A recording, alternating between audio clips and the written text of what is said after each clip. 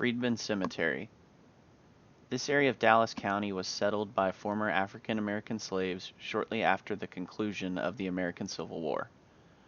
Freedman Cemetery, a graveyard for African Americans, was established in 1869 on 1 acre of land purchased by trustee Sam Eakins.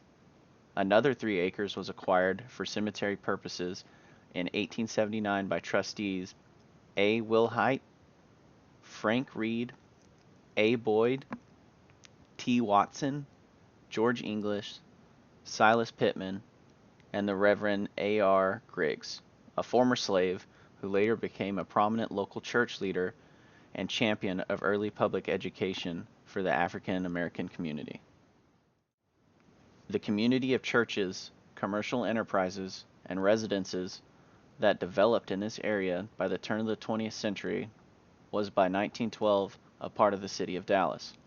Construction of the Central Expressway through here in the 1930s virtually eliminated all physical above-ground reminders of the cemetery.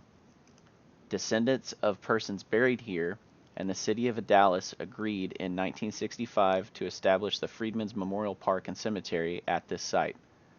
Beginning in 1989, representatives of the community worked with the city of Dallas and the Texas Department of Transportation to preserve the historic Freedman Cemetery site prior to highway expansion.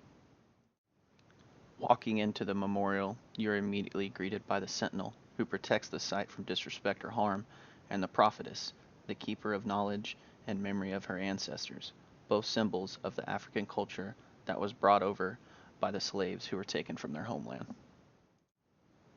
Walking down the path as you approach the statue of a man and a woman, you can't help but feel the sense of mourning that they are in, and I found myself deep in thought, mourning with them.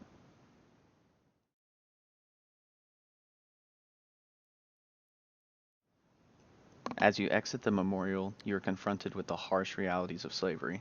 On the left, a woman is chained covering her face, symbolizing the violation of African women and the stripping of personal identity.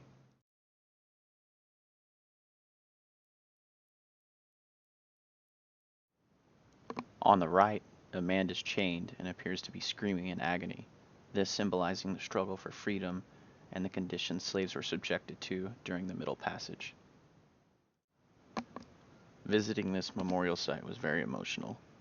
There are roughly 5,000 unmarked graves throughout the area, and seeing flowers, notes, and candies helped me realize that although they are gone, the men and women buried here are not forgotten. The city of Dallas has done a great job ensuring they will not be forgotten, as well as ensuring the atrocities of slavery are not forgotten. Because as the famous quote goes, those who cannot remember the past are condemned to repeat it. We can never forget this history, and we must ensure no race is ever exploited and treated as bad as the African slaves were.